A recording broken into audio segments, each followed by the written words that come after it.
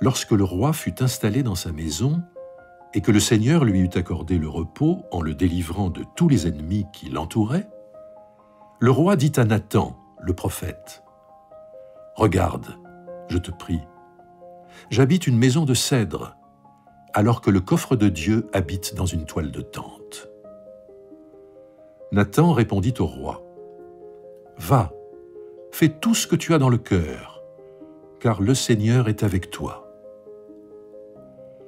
Cette nuit-là, la parole du Seigneur parvint à Nathan. « Va dire à David, mon serviteur, ainsi parle le Seigneur. Est-ce toi qui me bâtiras une maison pour que j'y habite? Pourtant, je n'ai pas habité dans une maison depuis le jour où j'ai fait monter d'Égypte les Israélites jusqu'à ce jour, mais je me suis déplacé avec une tente pour demeure. Partout où je me suis déplacé avec tous les Israélites, ai-je dit un seul mot à aucune des tribus d'Israël à qui j'avais ordonné de faire paître Israël, mon peuple? Ai-je dit, pourquoi ne me bâtissez-vous pas une maison de cèdre? Depuis le jour où j'ai institué des juges sur Israël, mon peuple, je t'ai accordé le repos, en te délivrant de tous tes ennemis. Or le Seigneur t'a annoncé que c'est le Seigneur qui fera une maison pour toi.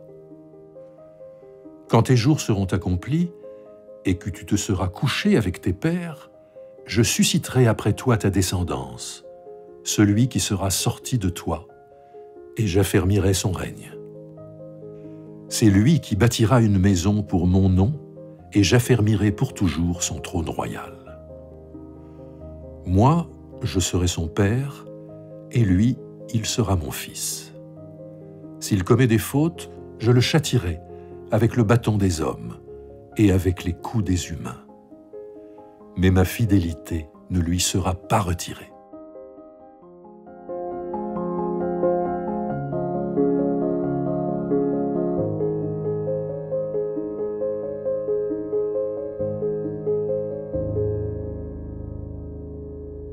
L'évangile de ce jour, c'est l'annonce faite à Marie, et le passage du deuxième livre de Samuel, c'est l'annonce à David. Quelle est cette annonce? David propose de construire un temple. Alors, dans les livres de Samuel, nous trouvons la constitution du peuple. Et cette constitution va se faire autour de deux institutions, qui est un, la royauté, et deuxièmement, le temple. Et ce qui est étonnant, c'est que, dans un premier temps, Dieu sera réticent par rapport à ces deux institutions. Lorsque le peuple demandera à Samuel un roi, le Seigneur dira à Samuel, « C'est moi qui le rejette. Ils veulent être comme les autres. D'accord, je vais leur donner un roi, mais tu les préviendras du coût de la royauté, ça va leur coûter de l'argent. » Et puis pareillement, ici, lorsque David veut construire un temple pour le Seigneur, dans un premier temps, nous l'avons vu, le Seigneur sera réticent par rapport à cette demande.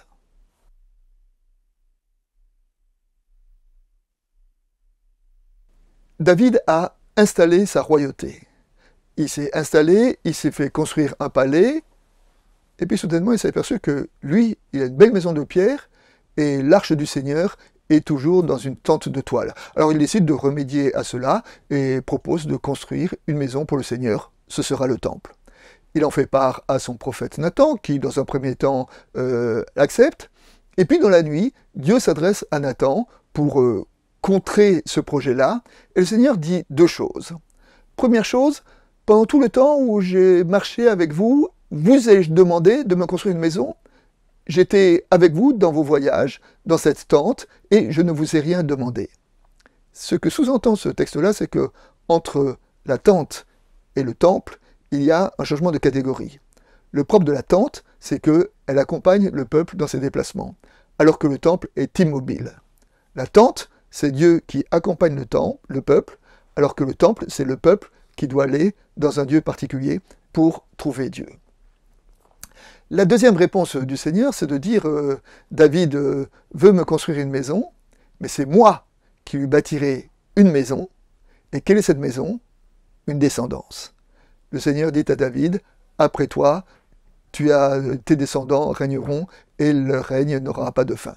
C'est-à-dire qu'à David qui veut immobiliser Dieu autour d'un lieu religieux, le Seigneur répond « Je serai avec toi dans ton histoire ».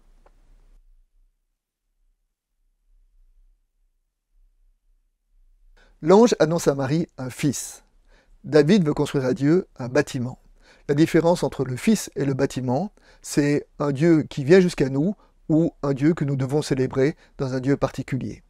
Le bâtiment, dans l'histoire, tous les grands tyrans, toutes les grandes personnes ont toujours voulu construire des bâtiments pour qu'ils leur subsistent, pour que leur mémoire soit conservée. Et l'évangile peut se lire aussi comme une critique par rapport à ce qu'a été le temple de Jérusalem au temps de Jésus, en disant « ce n'est pas par le temple de Jérusalem que Dieu se révèle, mais c'est à travers son Fils et à travers sa parole ». Alors aujourd'hui, dans toute l'histoire, l'Église a toujours aussi voulu construire des bâtiments, construire des institutions pour pouvoir perdurer. Ce que le texte nous dit, c'est que le cœur de la foi, ce n'est pas la construction d'un bâtiment, le cœur de la foi, c'est l'accueil d'un enfant.